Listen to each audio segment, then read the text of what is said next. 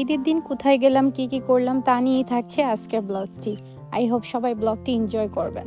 So hello everyone, আসসালামু আলাইকুম, সবাইকে ঈদ মোবারক। কেমন আছেন সবাই? আই হোপ সবাই অনেক অনেক ভালো আছেন। নতুন আরেকটা ব্লগে সবাইকে ওয়েলকাম জানাই। Welcome to my channel. আমরা তো গ্রামে ঈদ করতে এসেছি, আর সেই ব্লগটি আপনারা এত পছন্দ করেছেন, তাই ভাবলাম আজকের ঈদ ব্লগটাও আপনাদের সাথে শেয়ার করি। আর গ্রামে এবার ঈদ করতে এসে যে বিপদে পড়েছি, যেদিন আসছি সেদিনই এত বৃষ্টি শুরু হয়েছে, তারপরে কারেন্ট নাই, ওয়াইফাই নাই, একটা কি ঝামেলা। তার উপরও আমাদের দিন ভালোই যাচ্ছে আলহামদুলিল্লাহ, কারণ এখানে সবাই একসাথে টাইম স্পেন্ড করতে পারতেছি, বেবিরাও অনেক হ্যাপি। তো সব মিলিয়ে মানে যে বৃষ্টি আসতেছে, ওয়েদার খারাপ, কারেন্ট নাই, এটা আসলে ওরকম এফেক্ট করছে না, কারণ সময় যেন কিভাবে চলে যাচ্ছে। এখন আমরা বের হইছি, আমাদের এলাকায় ঈদের মেলা বসে এখানে। তো সবাই বিকেলের দিকে ঘুরতে আসে, তো আমরাও যাচ্ছি। আমি প্রতিবারই যাই, আমার খুব ভালো লাগে, বাচ্চারাও অনেক এনজয় করে, কারণ আমরা সবাই একসাথে ঘুরতে যাই, তো খুবই ভালো লাগে। তো ফার্স্টে আমরা সেখানে মাঠে যাইতে চাইছিলাম, কিন্তু মাঠে এত রাশ ছিল মানুষ, তারপরে আমরা সেখান থেকে চলে যাই আবার আরেকটা জায়গায়। এই জায়গাটাও এত ভালো লাগে, অনেক মানে গাছপালা, এখানে একটা পুকুর আছে, পুকুরের ভিউ, মানে এগুলো সব মিলিয়ে অনেক ভালো লাগে। আমি যখনই বাড়িতে আসি, এসেই আমি বিকেলের দিকে আমি এই জায়গাটায় ঘুরতে আসি।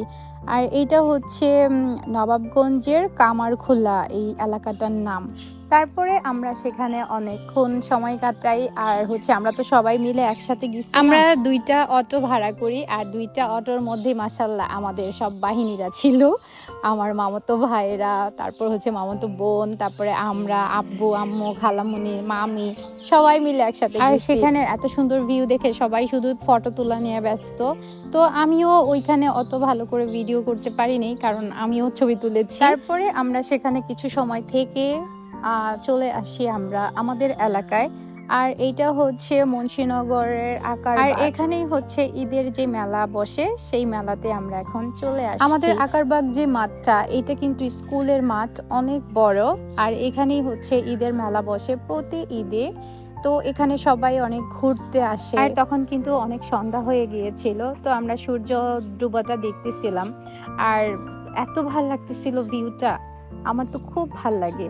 তারপরে এখানে অনেক ছেলেপেলেরা বম ফুটাচ্ছিল, আতশ ফুটাচ্ছিল, তো আমরা দেখতেছিলাম। এরপর আমার মামাতো ভাই গিয়ে আমাদের জন্য আইসক্রিম নিয়ে আসে, কারণ সবাই অনেক বেশি হাঁটাহাঁটি করতেছিলাম, তো ভাল লাগতেছিল না, তো মনে হচ্ছিল যে ঠান্ডা কিছু খেলে ভাল লাগবে। তারপরে আমরা সবাই মিলে আইসক্রিম খেলাম, আর সবাই মিলে একসাথে ঘুরতে যাওয়া, কিছু খাওয়া দাওয়া, এগুলো কিন্তু খুব ভালো লাগে। তো আমার কাছে অনেক সুন্দর একটা মেমোরি। তারপরে আমরা আইসক্রিম খাই, তারপর আমরা সেখানে গিয়ে অনেকক্ষণ থাকি, আর সবাই একটু বেশি হাঁটাহাঁটি করছিল দেখে একটু টায়ার্ডও হয়ে গেছিল, কিন্তু বাচ্চারা তো অনেক খুশি হয়েছে। আমার আজকের ব্লগটা ওইভাবে অত সুন্দর হয় নাই, কারণ আমি ভালো করে ভিডিও ক্লিপস নিতে পারিনি, তো যতটুকু নিয়েছি সেটাই আপনাদের সাথে শেয়ার করতে চেষ্টা করেছি। জানি না কেমন লাগবে আপনাদের কাছে। যদি ভালো লেগে থাকে তাহলে অবশ্যই আমাকে লাইক, কমেন্ট, শেয়ার, সাবস্ক্রাইব করে পাশে থাকবেন। তারপর আমরা মেলার ভেতরে প্রবেশ করি, তখন কিন্তু মানুষ খুব কম ছিল। তারপরে আমরা ভেতরে গেলাম, আর এখানে অনেক খেলনার স্টল দিয়েছে।